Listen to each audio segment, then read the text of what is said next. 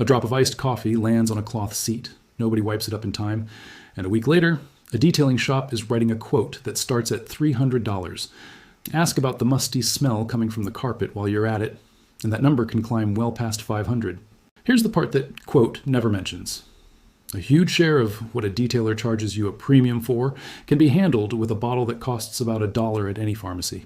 It's the same brown bottle of hydrogen peroxide that's been sitting in medicine cabinets for generations, mostly forgotten between skinned knees. Detailers aren't hiding some dark secret here. They're running a business, and a business doesn't advertise the cheap fix when the expensive one pays the bills. Once you understand what's actually happening on a chemical level, you'll see why this one bottle covers so much ground, and why the pros reach for products that are more often than not just a fancier and pricier version of the exact same molecule. The frustration is familiar to anyone who's owned a car for more than a year.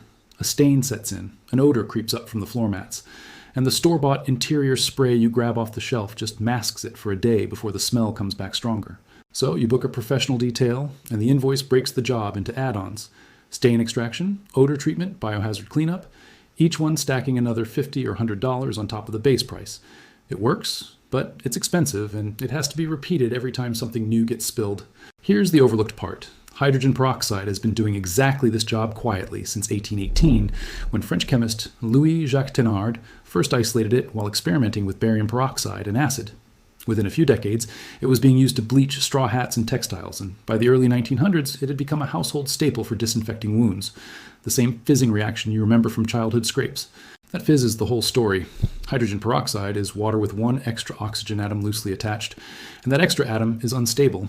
The moment it touches organic material, dried coffee, blood, mold, bacteria, food residue, it breaks apart, releasing that oxygen in a burst that tears the stain-causing molecules apart at a structural level. What's left behind is just water and oxygen gas. No residue, no chemical film, nothing to rinse off afterward. The reason professional detailing leans so heavily on this same chemistry isn't a coincidence. Powdered stain removers like the OxyClean family work because they're built on sodium percarbonate, a compound that releases hydrogen peroxide the moment it's dissolved in water.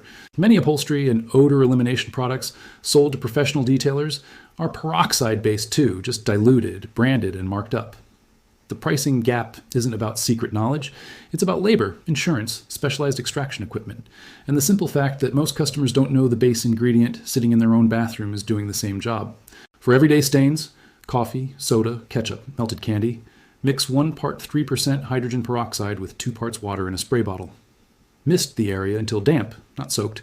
Work it in with a soft brush. Let it sit 10 minutes, then blot with a microfiber towel rather than scrubbing, so the lifted stain comes up instead of grinding back in. Dried blood and other protein stains respond even faster. On light fabric, you can dab it on nearly straight, watch it foam as it breaks the protein down, then blot clean. For musty odors coming up from carpet and padding, the same diluted mix misted into the fibers, given 15 minutes, blotted, then aired out with the windows down, treats the actual bacterial source rather than perfuming over it. Hard surfaces, cup holders, gear shifters, door pockets, take a peroxide-dampened cloth well, though it should never be sprayed directly onto electronics or buttons. Fabric floor mats can be scrubbed with the same mix, and if removable, dried in direct sunlight, which genuinely speeds up the oxidizing reaction. Seatbelts, which pick up years of grime from hands and sunscreen, can be unclipped, sprayed, and scrubbed along their length, though a hidden spot should be tested first since dye can lighten. Light mold and the musty smell that follows it are one of the higher value jobs this handles, since professional mold remediation is priced as a specialty service due to the health precautions involved. Spray affected surfaces. Let the solution sit a full 15 minutes so it reaches beneath the visible spores rather than just wiping the surface. Then dry the area completely, ideally with fans and open doors, since trapped moisture is what let the mold take hold in the first place. Vents, pet messes, trunks, rubber weather stripping, and even a child's car seat fabric can all take a diluted spray with the same underlying logic. Lift the stain, disinfect what's underneath, let it dry.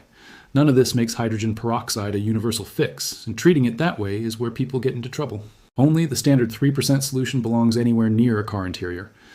The 35% food-grade version sold for other purposes is corrosive enough to burn skin and will bleach fabric instantly.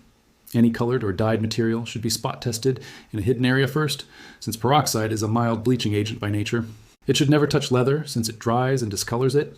Never touch exterior paint or clear coat, which it can dull, and never be sprayed directly onto a touch screen or electronic button. Set and cat urine soaked deep into padding is genuinely one of the few messes peroxide struggles with, and usually still calls for a dedicated enzyme cleaner. It should never be mixed with bleach. The combination is hazardous, and a bottle that's gone flat from age or light exposure, meaning it no longer fizzes on contact with a stain, should simply be replaced. The next time a detailer slides a quote across the counter for a stain, a smell, or a patch of mildew, it's worth remembering that most of what's driving that number is labor and packaging, not some ingredient you couldn't get yourself. The chemistry doing the actual work has been sitting in bathroom cabinets for over a century, and understanding it is the difference between paying for a mystery and paying only for the parts of the job you genuinely can't or don't want to do yourself. That's the kind of thing this channel, Hidden Fix Lab, keeps digging into. Not shortcuts that skip real work, just the plain facts about what's actually in the bottle and what it was always capable of doing.